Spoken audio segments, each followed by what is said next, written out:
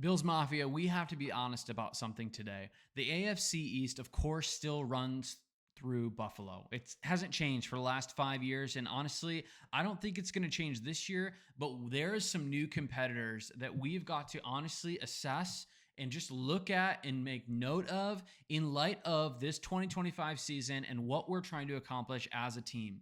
The New England Patriots have done a really good job of methodically reloading. Last year and really the last couple of years of drafting, they've picked some really good players up, like Christian Gonzalez, who we'll talk about today. They've picked up Drake May, who I won't talk about so much today, but we'll have another video on him. But they picked up a guy named Travion Henderson and also a guy named Will Campbell. Each of these three guys, barring or besides Drake May here, could instantly tilt a game by themselves because of how great they are. They are new threats in our division, and we need to talk through them. We need to process through them. But hey, my name's Colin, and this is Crack the Table. We're all Bills, no breaks. Today, again, we're looking at the AFC East and who our competition is, some of the teams that we play twice a year. And we want to acknowledge them and see if they're doing well, if they're not doing well. We've covered the Jets so far. We've covered the Dolphins so far. But today, we're talking about the one that actually does give me a little bit of hesitation, the New England Patriots. But I just want to invite you, hey, if this channel, if these videos give you a level of value, satisfaction, perspective, or even joy, just make sure to hit that like and subscribe. It doesn't cost you anything. It really helps me out. This is just a fan-driven channel. I do this for the fun, but it's also helpful if you can help us grow, get the word out, and also bring more value and perspective to more Bills fans as we're building this community. But hey, let's get right into it today. And I want to start by talking about this guy, Christian Gonzalez, who honestly, I'm a really big fan of his play. He's incredible. I hate that he's on the New England Patriots. I don't know about you guys. Again, I love football, and so I want to give honor to where honor's due. And this guy has just been incredible outside of, I think, his first year when he had a pretty significant injury. He's a third-year player now, former first-round pick, and when he's healthy, he looks every bit of a shutdown corner that we would see in the league. Remember years ago when there was a Revis Island with the Jets, right? And even other places to some extent in his career with, I think, the Patriots and whatnot. But this guy, Christian Gonzalez, was really, really good. In 2023, he flashed immediately, but then in 2024, he came back from that injury at a very, very high level. And now the Patriots, I think, are banking on him to absolutely define their secondary and make sure that one side of the field or one player is absolutely taken out of the game. And so instantly, what does this mean for our team and Josh Allen? I really like how the way that our team is set up with everybody eats.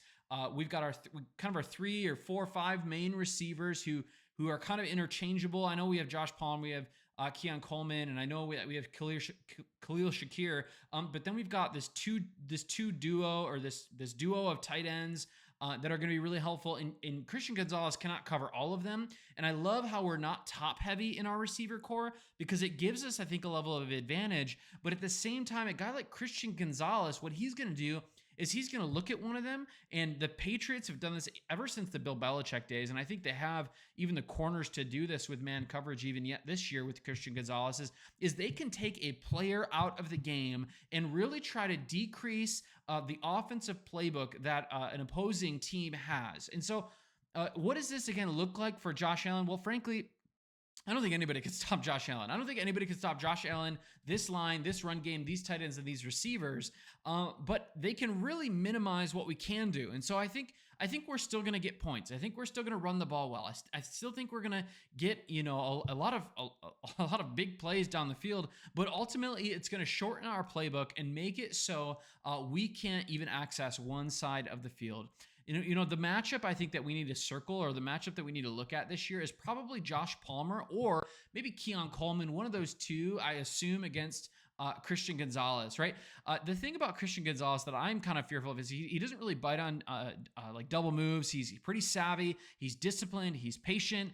And all the while, we've seen a lot of cornerbacks come in the league, flame out, guys who bite really early, guys who aren't athletic. But Christian Gonzalez, I think, has both of those, and he's going to be pretty good this next year, barring again injury. And that's how a guy like him, he can, he makes one pick, or he makes a couple passes he bats a couple passes down, and he makes a big difference. But I also want to talk here about Travion Henderson. This guy really does scare me.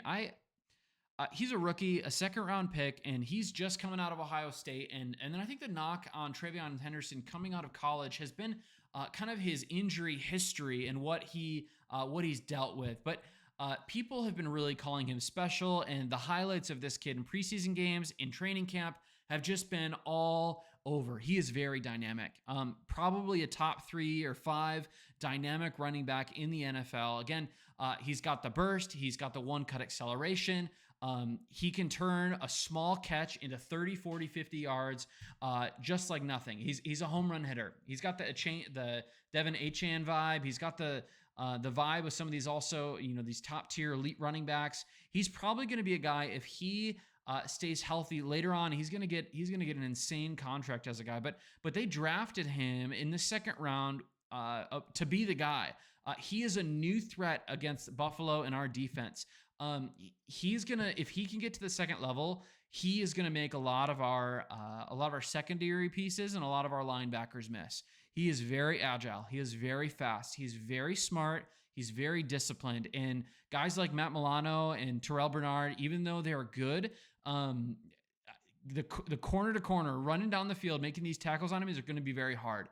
If he gets an open lane, this guy is going to score points on us, and this guy is going to be pretty good throughout the year. He's got, Henderson has a very, very good skill set to make right angles, and if you over pursue or if you push too hard, he is going to plant and cut, and he has the agility to do that.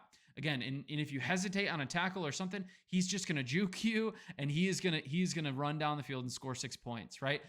Fantasy football, people are like full diamond hands holding this kid, and if that's not hype enough for you, like if this dude stays healthy, he legitimately could be a top 3 to 5 back in the NFL, which scares me. I don't love that. But again, credit to where credit's due. We love to see good players in the NFL because we love the NFL, but we hate that this guy got drafted to the New England Patriots. Again, that's the kind of back who forces Buffalo to change the scheme to try to make sure that he doesn't kill us. Drake May's his own weapon. He's good at passing. We're going to talk about him in the coming weeks. Thankfully, at this point at least, the Buffalo Bill or the New England Patriots just don't really have a great passing threat. Obviously, they have Stephon Diggs. We'll see what he's going to be looking like when he comes back from his injury. But all that being said, Travion Henderson, he looks good. There's really nothing more to say beyond that. He's going to be a good player, and if he can stay healthy, he's going to be a guy that we worry about every single time that we play the Patriots, regardless of how good our front seven is.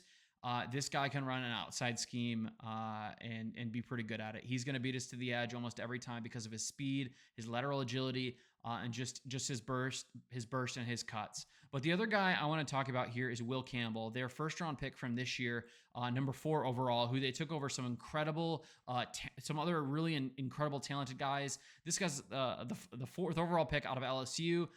He's like 6'6". He's like 330 pounds.